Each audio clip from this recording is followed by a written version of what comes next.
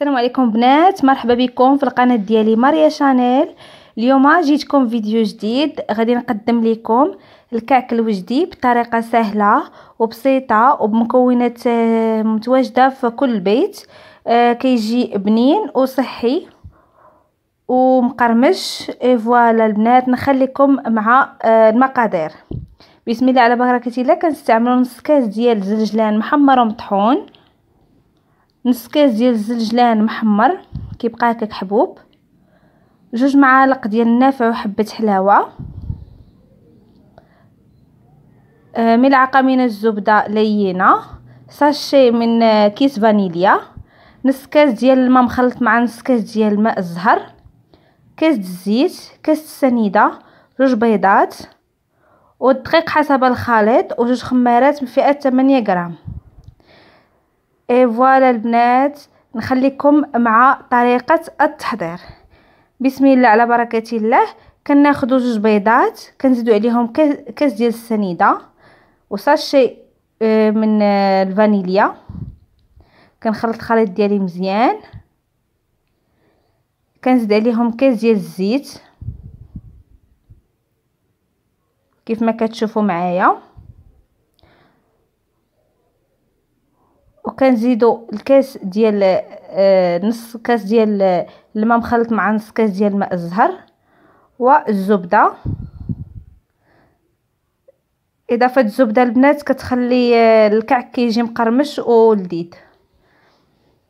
كنزيدوا نص كاس ديال الزنجلان محمر ومطحون، ونص كاس ديال الزنجلان محمر هكاك حبوب، ودوك 2 معالق ديال النافع وحبه حلاوه. فوالا كنبقى نخلط الخليط ديالي مزيان حتى كتنسجم ليا المقادير ديالي، وكنبدا نضيف الدقيق حسب الخليط.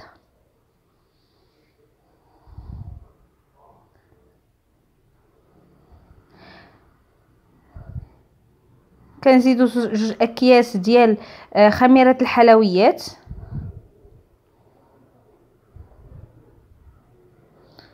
فوالا لي في. من بعد ما جمعت العجينه ديالي كنحصلوا على عجينه متماسكه هكا، ما كتكونش قاصحه بزاف، كتكون مجموعه ومتماسكه. فوالا وكنبداو نخدموا العجينه ديالتنا.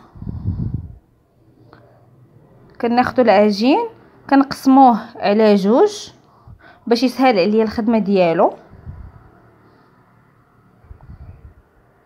كيف ما كتشوفوا.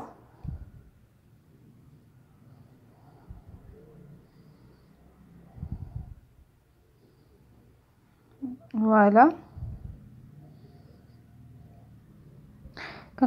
كنقطعوا هكاك قطع صغيره باش كيجيني العجين، باش كيجيني الكعك متماسك عفوا.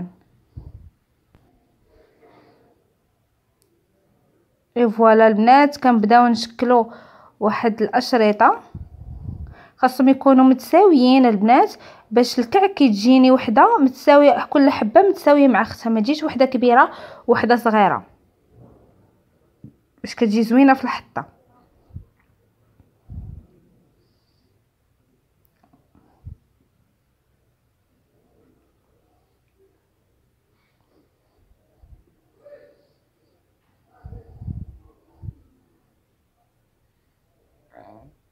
فوالا كما كتشوفوا.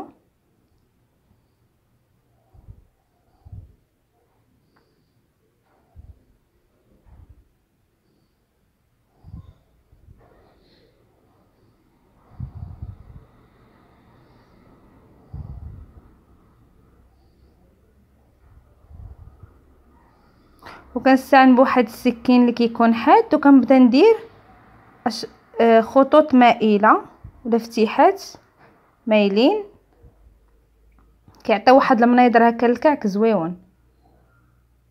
اللي بغى يدير خطوط متساويه يديرهم، ماشي مشكل، كله وعلى حساب الذوق ديالو.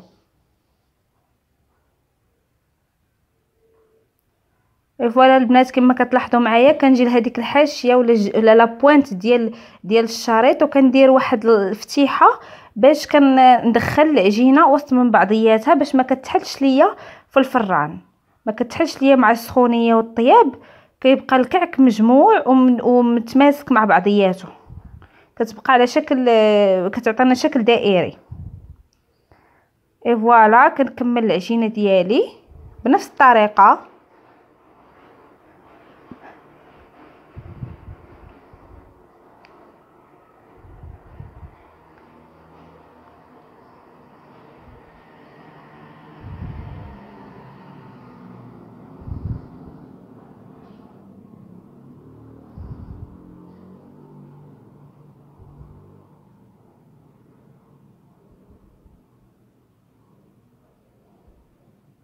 نفس الطريقه البنات، خطوط مائله.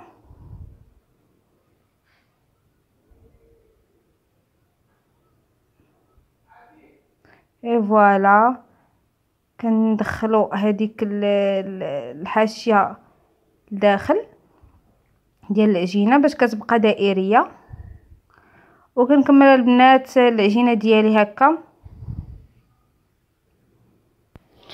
اي فوالا لي في من بعد ما كملنا الكعك ديالنا كنستفو في واحد الصينيه ديال الفرن اللي مدهونه بالزيت، وكنبدا ندهنو باصفر البيض، ممكن نضيف عليه نيسكافي، المهم كيعطينا واحد اللون اللي كيجي هكا ذهبي، وكنبدا نرش عليه الزنجلان اللي محمر، كيعطي واحد القرمشه وواحد ديكور زوين للكعك ديالنا.